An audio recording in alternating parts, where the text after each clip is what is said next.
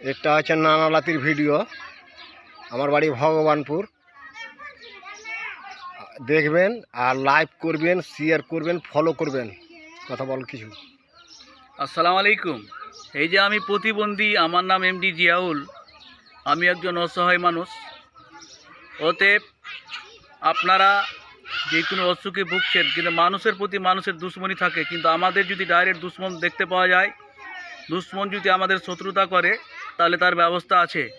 এবং যে কোনো অসুখের জন্য না ভুগে যোগাযোগ করুন 8250046534 এমডি জিয়াউলের সাথে।